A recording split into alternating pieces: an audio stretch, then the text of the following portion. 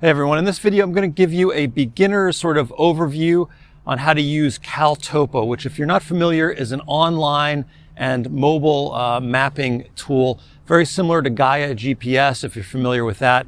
Now CalTopo, it's sort of like a Coke and Pepsi thing. I'd say that the main differentiator between CalTopo and Gaia is that Gaia has a slicker interface and it's a little more consumer oriented, whereas CalTopo is a little more powerful. If you get into it, the interface isn't as slick and it's more of a industrial use type thing.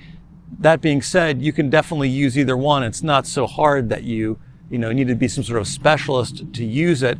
And in this video, hopefully I'll give you an overview of what it can do, how to use it. We'll create a hike online. We'll send it to our phone. We'll record a track out on the trail, out in the park across the street from my house in this case, and then we'll send it back to the computer and see how it works. So come along with me if you want to learn about CalTopo, and if you're enjoying the video, as always, if you give me a thumbs up, I appreciate it. Helps me out a ton if you find this helpful or useful. It's an easy way to say thank you. All right, let's hop onto the computer, let's plan a hike out, and let's go out and do it. All right, so before we dive into the interface, I just wanted to show you the website. So they have it for individuals and they also have it for teams. So a lot of search and rescue organizations will use this to help coordinate rescues or plan different strategies out. So it's a pretty hardcore tool. Now there's free plans and there's also paid plans. So you can use it for free. The one thing you don't get with the free plan is the offline maps. And I'll show you that in a second. But basically, when our phone is out of cell phone range, we want to be able to have that map downloaded onto our phone so that we can use it. And for that, you pay $20 a year, which I think is reasonable. I think for most people, this $20 a year plan is very worth it, very cost effective. You don't really need this $50 a year or higher plan unless there's something on here that is appealing to you. They do have premium layers on here, which is live satellite imagery and parcel data, but you do get a lot of good layers on here with the mobile plan. So those are the plans. Let's go ahead and dive into the interface and plan out a hike. All right, so here we are on the interface.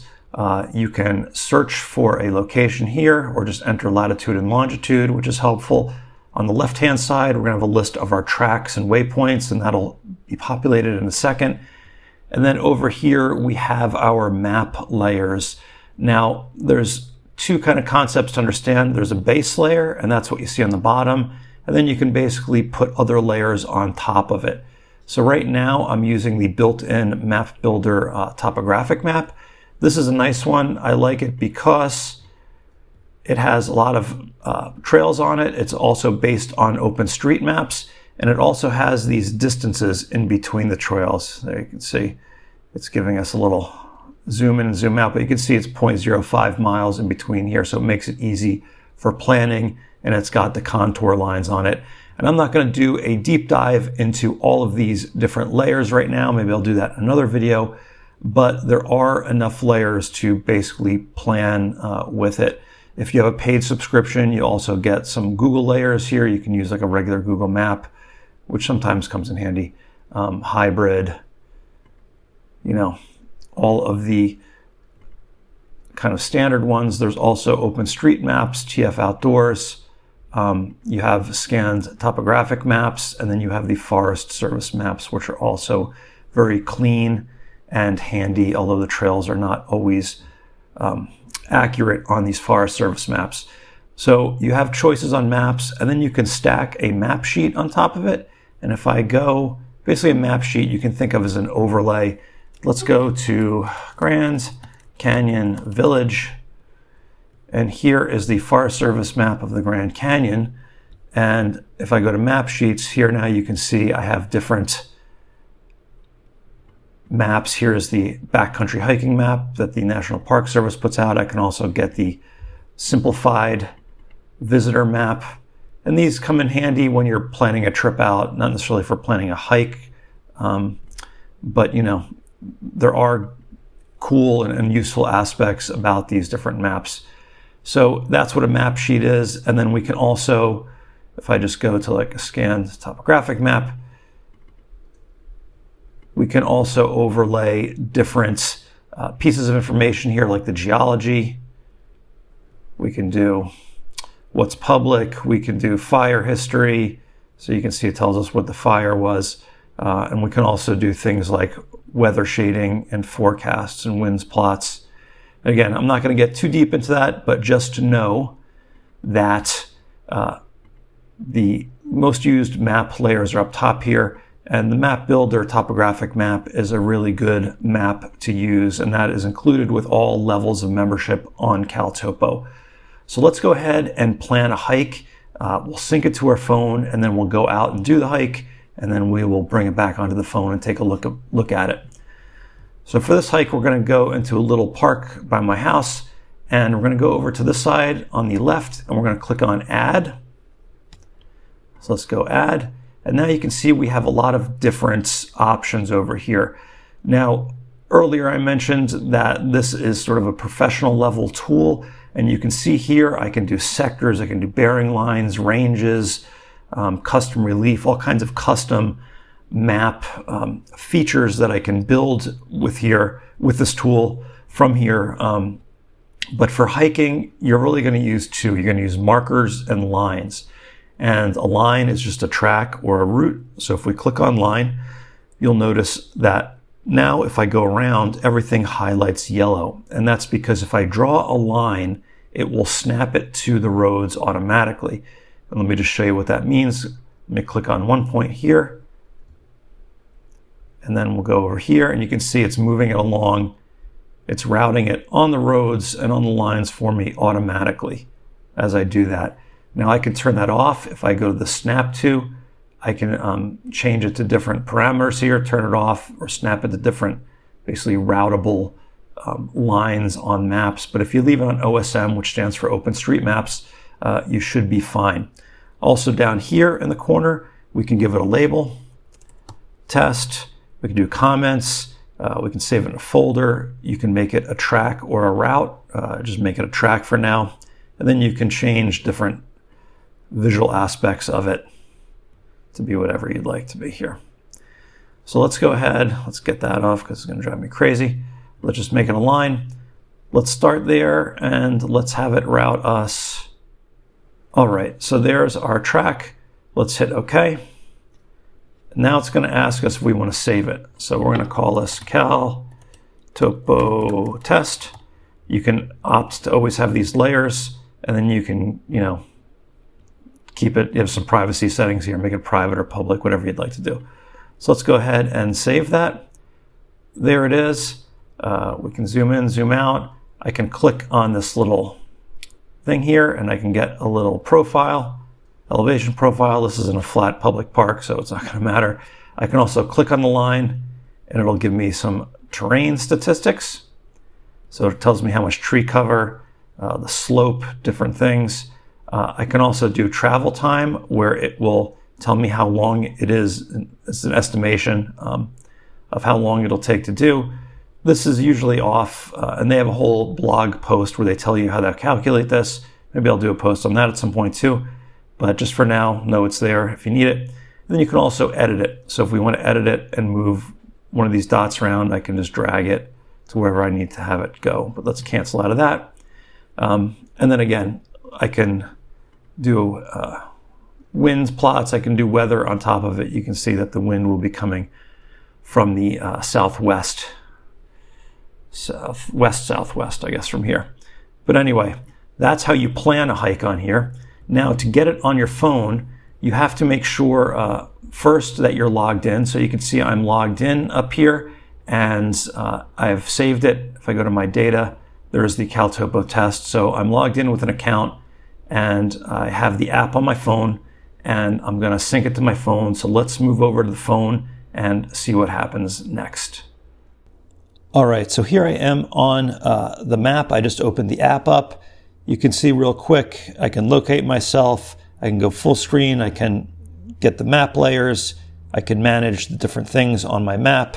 I can add items here. But really, I want to go to the map that we just created. So I'm going to go to Maps, and there it is, CalTopo test. And let's zoom in on it. There we go. And we're on it, and you can see I have the track right here. Now what we're going to want to do is download the offline maps, and that allows us to access maps when we don't have a cell phone signal. If you are going to use this, you want to put your phone into airplane mode when you are in the backcountry so the battery doesn't go down looking for a cell signal. But let's go ahead and download some of the offline maps onto here. So what we're going to do is we're going to click on the menu, and then we're going to go to Download Layers. So let's tap on the rectangle there, and let's go ahead and click that little button, Download. Let's get the Map Builder topographic, and then let's download. And you can see it's downloading one file.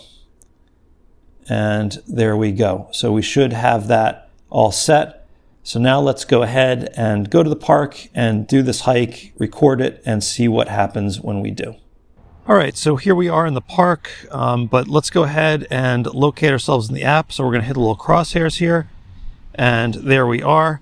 And then let's go ahead and record the track. So I'm going to click on this, and you can see here I can keep it centered, I can record, and I can mark a waypoint. Let's hit keep centered, and let's go ahead and record a track. Here it's going to ask us, we can name it, we can do whatever we want. That's all fine for now. Let's record track.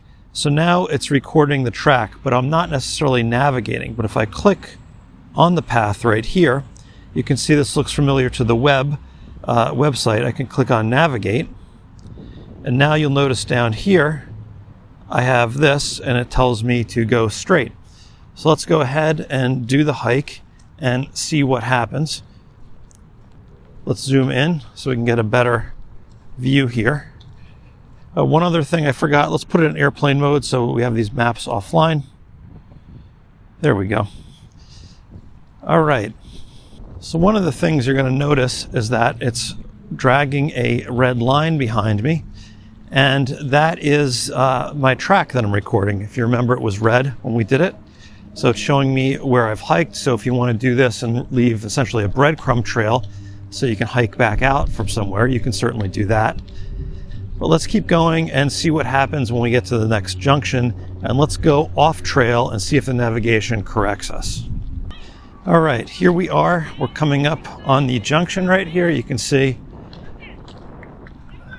there's a split. Let's go straight instead of making the left the way it's asking us to and see.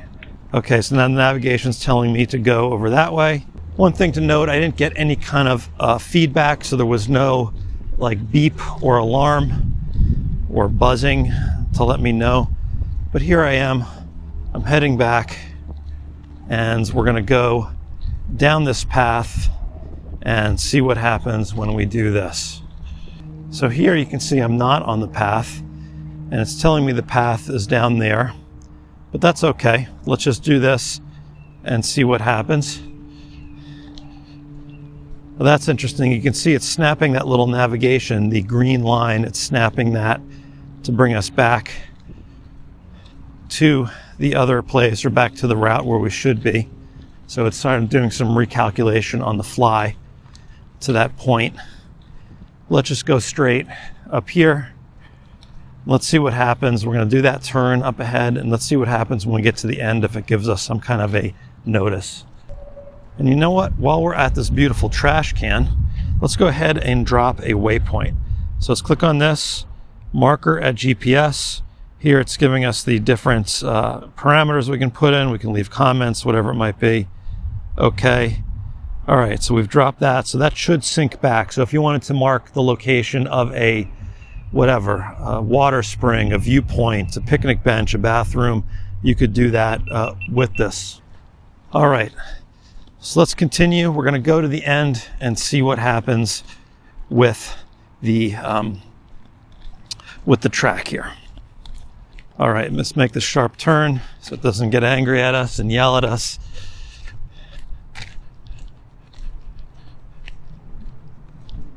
Okay, I've made the turn. It's giving me a remaining distance. Let's go past the end and see what it says.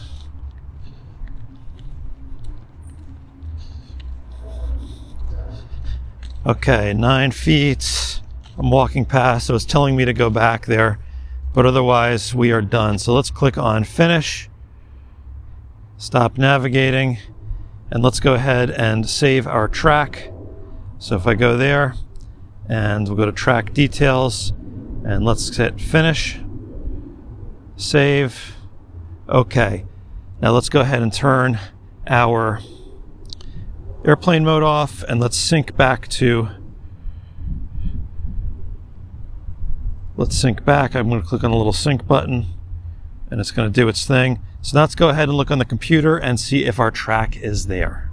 All right, here I am back at the map. So let's go to your data. Now it'll save it in the map that I'm using. So if I click on this CalTopo test, I'll see it, but you can also go to your tracks. And if you go to your tracks and click on this, it'll bring it up in a separate window. You can download the GPX or the KML for Google Earth, but that's not so helpful. So let's go back to the main map and let's go to CalTopo test. And here you can see this was the track that we had. There it is. There's our waypoint. And there was our original planned track that we did. Now I can go to the recording and I can see where we went. Here you can see this is where we went off the trail and then we came back on. I can look at the terrain stats of what I did. Here's the waypoint that we had. So pretty cool.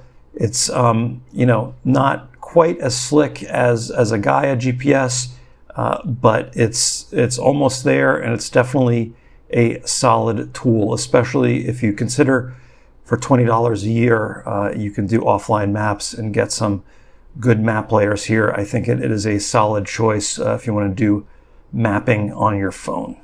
Hopefully that was helpful. And again, this is just an overview. There's a lot to CalTopo that you can dive into. And I promise you, I'll make some more videos on CalTopo because it's a really cool service that I enjoy a lot.